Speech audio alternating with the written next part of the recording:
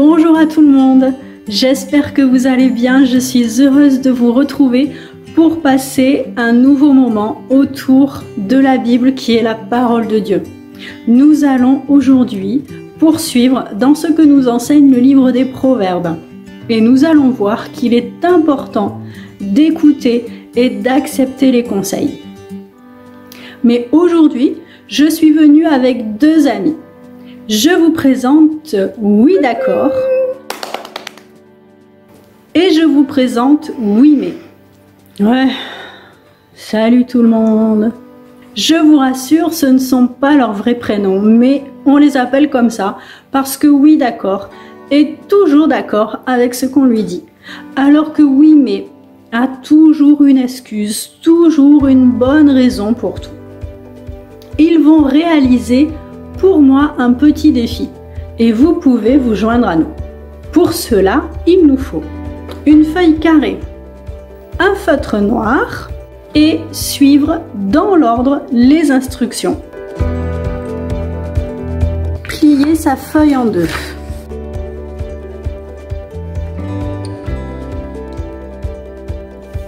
Pour obtenir un triangle.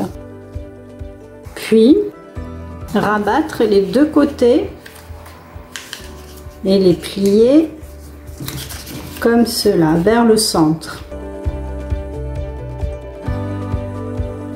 Mettre son doigt ici comme appui et venir y plier les deux côtés.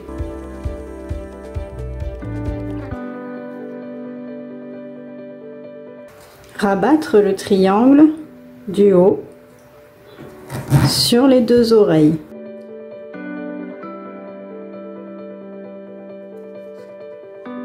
Plier cette partie vers le haut, contre les oreilles.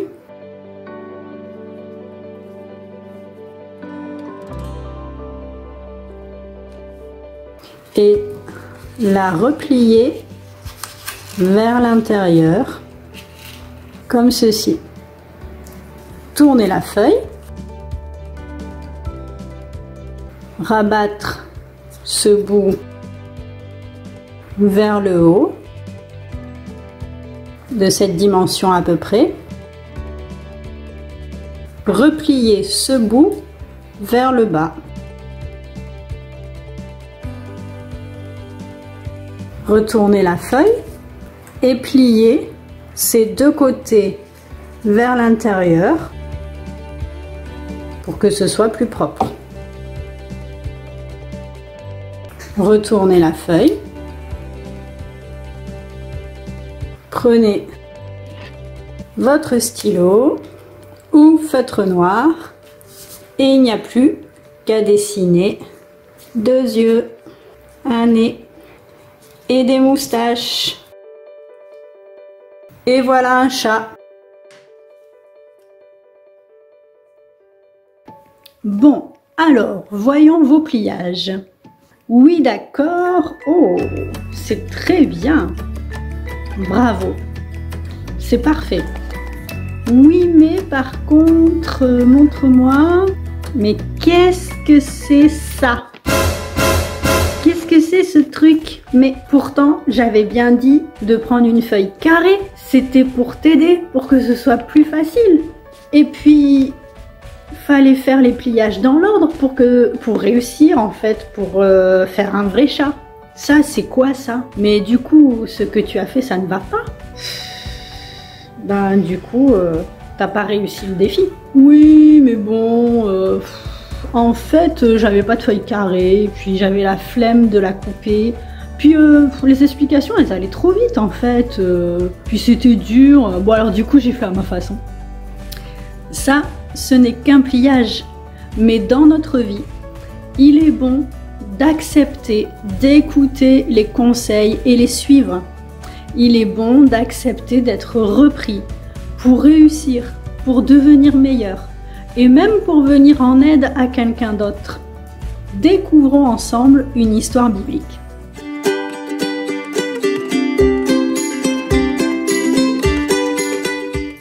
Tout commence dans une ville appelée Cana. Un événement heureux s'y prépare. Jésus, ses disciples, ses amis, sa famille et plein d'autres personnes sont invités à un mariage. Les mariés ont tout prévu. Ils préparent cela depuis des mois et ont même fait appel à une organisatrice. Enfin, je veux dire, un wedding planner. Le mariage de Cana est vraiment l'événement à ne pas rater. Le jour du mariage arrive. Tout le monde se réjouit. Tout est vraiment parfait. La cérémonie, le repas. Quand tout à coup, le drame, la catastrophe, il n'y a plus de vin. Mais je ne comprends pas, dit le wedding planner. Je croyais en avoir prévu assez pour tout le monde. Oh, je suis désolée. Mais comment allons-nous faire? Et alors que tout le monde commence à paniquer, Marie, elle, trouve la solution. Jésus, je viens te voir parce qu'on a un problème. On ne sait plus quoi faire. Il n'y a que toi qui peux nous aider. On n'a plus de vin. Après avoir parlé à Jésus, Marie cherche les serveurs et leur dit « Faites tout ce que Jésus vous dira. D'accord ?» Alors Jésus dit aux serveurs « Remplissez avec de l'eau toutes vos cuves et vos bouteilles et apportez-les au wedding planner. » C'est ce qu'ils font. Le wedding planner goûte l'eau changée en vin.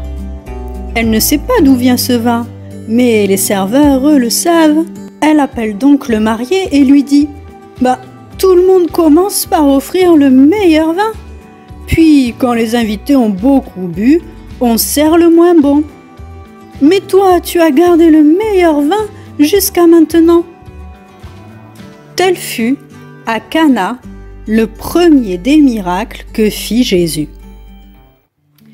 Que nous enseigne cette histoire? La fête était perturbée par un problème important. Les mariés, le wedding planner, les serveurs étaient face à une situation où ils ne savaient plus quoi faire. Qu'allait-il donner à boire? Il était bien trop tard pour aller acheter du vin au supermarché d'à côté. Il fallait prendre une décision. Une personne a eu la bonne réaction, Marie. Marie est allée vers Jésus et lui a raconté le problème, la situation. Et seulement après, elle est allée voir les serveurs pour leur donner un conseil. Et un bon conseil. Marie représente les bonnes personnes que Dieu met sur notre chemin pour nous donner de bons conseils. Des personnes qui, comme Marie, sont à l'écoute de Jésus, proches de Jésus, et qui ainsi peuvent nous soutenir, nous aider, prier pour nous, avec nous, nous guider, et aussi nous reprendre et nous corriger quand c'est nécessaire. Marie a emmené les serveurs vers Jésus. Elle les a emmenés à l'écouter, à lui obéir. Et ça, c'est un bon conseil pour nous aussi. Et nous aussi, nous pouvons devenir des personnes comme Marie. En étant proches de Jésus, à l'écoute de Jésus, nous pouvons nous aussi donner de bons conseils aux autres. Les serveurs, eux, ont écouté Marie. Ils ont fait ce que Jésus leur a dit. Ils étaient bien embêtés, hein? Ils n'avaient plus rien à servir. Ils auraient pu dire oui, mais bon, Jésus, on le connaît pas. Oui, mais quand même, Jésus, ce qu'il demande, c'est trop bizarre. Enfin, de l'eau. C'est du vin qu'on veut. Oui, mais bon, Marie, là, pour qui tu te prends à nous donner des ordres Oui, mais tu viens nous voir à nous. Mais c'est pas notre faute. C'est le wedding planner, le responsable, hein. Non, non, non. Ils ont écouté le conseil de Marie et ont obéi à Jésus. Et le mariage a été sauvé. Ils ont bien fait. La Bible nous dit dans Proverbes 12, verset 1 et verset 15. Celui qui aime la correction aime la connaissance, alors qu'il est stupide d'haïr la réprimande. La voix de l'insensé est droite à ses yeux, mais celui qui écoute les conseils est sage. On a tous besoin de conseils, que ça nous plaise ou non. Et on a tous besoin, à certains moments, d'être repris, d'être corrigé, d'être réprimandé. Parce qu'on n'est pas parfait. Cela nous permet de progresser, de devenir meilleur. Cela nous permet aussi d'éviter de faire certaines erreurs. Parfois, par exemple, lorsque nos parents nous grondent, nous conseillent, on se dit « ils sont relous, de toute façon, ils ont vécu dans un autre siècle, ils comprennent rien ». Alors qu'en fait, on oublie qu'ils ont vécu les mêmes moments que nous, qu'ils sont passés par les mêmes choses et qu'ils veulent simplement nous éviter peut-être de faire les mêmes erreurs que eux, nous éviter de vivre certaines déceptions, parce qu'ils nous aiment, parce qu'ils veulent que l'on progresse. Dieu agit de même avec nous. Lorsqu'on a accepté que Jésus vienne dans notre cœur, Dieu est devenu notre Père. Et lui aussi nous dit parfois « ce que tu fais là, ce n'est pas bien, tu devrais arrêter ». Lui aussi nous donne son avis, son conseil. Il nous reprend, il nous corrige quand il y en a besoin, pour que l'on progresse, pour que l'on s'améliore. As-tu remarqué que le vin de Jésus était meilleur que le premier?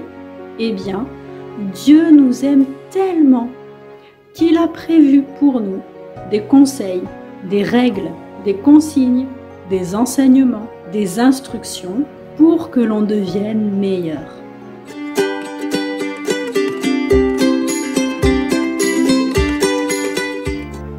Le vigneron a pour but d'avoir le meilleur vin au monde. Et pour cela, il a besoin d'une belle vigne et de beaux raisins. Et alors, il prend soin de sa vigne. Il l'aime, il la protège, il la nettoie. Il coupe les bouts qui sont pas très beaux, qui servent à rien, pour que sa vigne soit de plus en plus belle et qu'il ait plus de raisins, pour que sa vigne porte encore plus de fruits et ainsi faire un bon vin. Dieu agit de même avec nous lorsque il nous taille, qu'il nous forme, qu'il nous reprend. Ces conseils peuvent sembler difficiles, mais c'est pour que l'on devienne meilleur. Bien sûr, Dieu ne nous force pas à écouter ses conseils ou à écouter les conseils des bonnes personnes qu'il met sur notre chemin, comme Marie, souviens-toi. Mais lorsqu'on le fait, c'est mieux pour nous.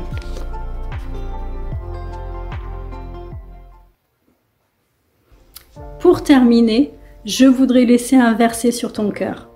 Proverbe 3, versets 5 et 6. Confie-toi en l'Éternel de tout ton cœur et ne t'appuie pas sur ta sagesse. Reconnais-le dans toutes tes voies et il aplanira tes sentiers. Pendant plusieurs semaines, nous avons vu quelques exemples de toute la sagesse qui est enseignée dans le livre des Proverbes. Ce que Dieu nous demande, ce n'est pas de nous appuyer sur notre sagesse, mais de nous appuyer sur sa sagesse à lui, de lui faire entièrement confiance, parce qu'il sait tout, parce qu'il peut tout, parce qu'il nous aime. À chaque fois que tu auras une décision à prendre, que tu seras dans une situation difficile, Dieu saura toujours te conseiller, grâce à un ami, à ton pasteur, à tes parents, et surtout par son esprit et par sa parole. La Bible, on l'a dit, est la parole de Dieu. Et en lisant la Bible, tu trouveras et tu comprendras quels sont les conseils, les promesses et les commandements de Dieu pour toi. Dieu nous corrige, c'est vrai, et il veut aussi nous prendre par la main pour nous guider. Lorsque, par exemple, je suis dans une pièce où tout est noir, eh bien, j'allume la lumière et là, ah oui, d'accord, ah oui, là j'y vois mieux. Ah ben là, ah oui, ben là je peux marcher. là je peux avancer, là au moins je sais où je vais. Eh bien, avec Dieu, c'est pareil. Ses conseils nous éclairent. N'oublions pas que Dieu nous rend toujours capables de faire ce qu'il nous demande. Il nous aime et il veut nous perfectionner, c'est-à-dire nous rendre meilleurs. Alors faisons comme Marie, qui est allée vers Jésus pour lui dire la situation et pour aider à son tour quelqu'un d'autre grâce au conseil du Seigneur. Et faisons comme les serveurs, qui ont su écouter le conseil d'une autre personne pour obéir à Jésus. Alors toi et moi, aujourd'hui, prenons un moment, déjà pour remercier le Seigneur, parce qu'il est merveilleux, et pour tout ce qu'il nous donne, pour tous ces conseils merveilleux qui sont dans la Bible. Prions Dieu pour qu'il nous aide à l'écouter, à lui obéir tout simplement, et qu'il nous aide aussi à trouver les bonnes personnes qui donnent de bons conseils.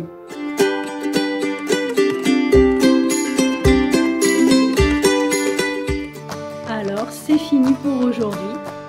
N'oublie pas le défi d'aujourd'hui dans le descriptif de cette vidéo. Je te souhaite une bonne semaine et je te dis à bientôt.